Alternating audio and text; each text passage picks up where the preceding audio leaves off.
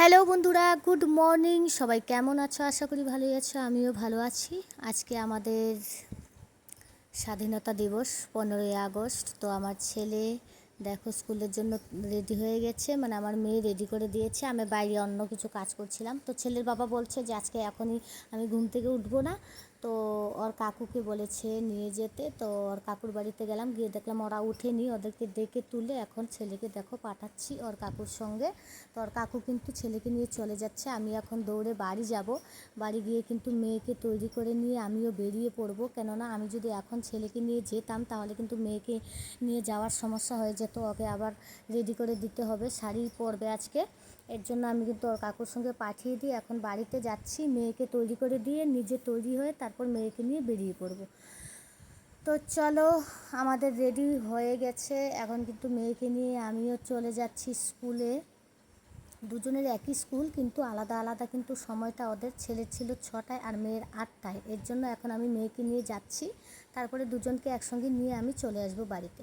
তো চলো, দেখতে দেখতে চলে আসলাম স্কুলে। স্কুলে এসে দেখি যে অনেক লোক চলে এসেছে। আমি একটুখানি লেট করে ফেলেছি। আর এখানে দেখো তৈয়ারি সেইয়ারি খুব ভালোভাবে চলছে। এখানে দেখো যে এনসিসি করে স্টুডেন্টরা, তারাও কিন্তু একদম রেডি সেডি হয়ে তাদের রিহার্সাল শুরু হয়ে গেছে।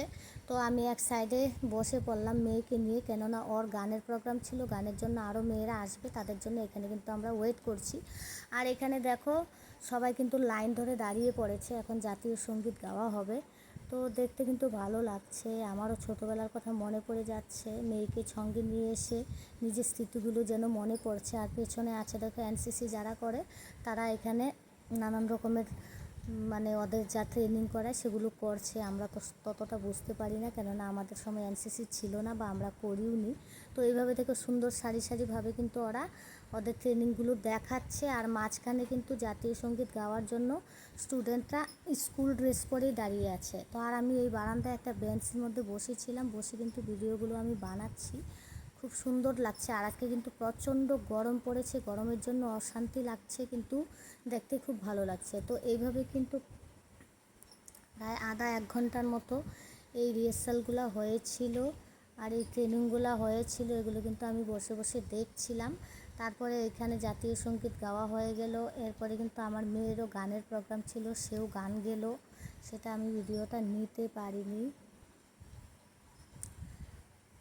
তো এখানে এরা এনসিসির যা ছিল তা দেখালো। আর এখানে নাচের জন্য দেখো সুন্দর সুন্দর মেয়েরা কিন্তু সেজে গুজে স্কুলে চলে এসেছে। আর যেহেতু স্টেজ বানানো হয়নি, এর জন্য এখানে মাটিতে কিন্তু এইভাবে ম্যাট পেতে দেওয়া হয়েছে, ম্যাটের মধ্যে কিন্তু মেয়েরা নাচছে। তো প্রথমে দেখো ছোট ছোট ক্লাসের যে মেয়েরা ছিল তারা কিন্তু একটা সুন্দর গানে এখানে নাচ করছিল, স্বাধীনতা মানে দেশভক্তি গানে। গানটা তো দেওয়া যাবে না, দিলে হয়তো কপিরাইট মেরে দিবে, হয়তো কি কপিরাইট মেরেই দিবে। এই জন্য কিন্তু আমি গানটা বন্ধ রেখেছি। আমি ভয়েস ওভার দিয়ে তোমাদেরকে বলছি। এখানে একটা দেশভক্তির গান, সুন্দর গান হচ্ছিল, আর তাতে কিন্তু এই ছোট ছোট মেয়েরা ডান্স করছিল। এই মেয়েদের ডান্সের পরে কিন্তু সেই সাজাগুজো মেয়েগুলোও চলে আসবে। তো চলো আমার সাথে থাকো, দেখতে থাকো। এরপরে কিন্তু দেখো এই সুন্দরী সুন্দরী ফুলপরি মেয়েগুলোও কিন্তু চলে আসছে নাচার জন্য। তো এরাও কিন্তু একটা দেশভক্তির গানে সুন্দরভাবে নাচ করছে। এই নাচটাও সেরকম 5-7 মিনিটের মতো ছিল। তো আমি ভিডিওটা কিন্তু স্কিপ করে করে তোমাদের সঙ্গে শেয়ার করছি, এর জন্য হয়তো তেমন ভালো হবে না। তো যতটুকুই পারি ততটুকু তোমাদের সঙ্গে শেয়ার করলাম। নাচটা কিন্তু দেখতে দারুণ হয়েছিল, খুব সুন্দর হয়েছিল। আর মেয়েগুলো দেখতে কিন্তু একটা থেকে একটা সুন্দর কম নয়, প্রত্যেকটা মেয়েই প্রায় সুন্দর ছিল।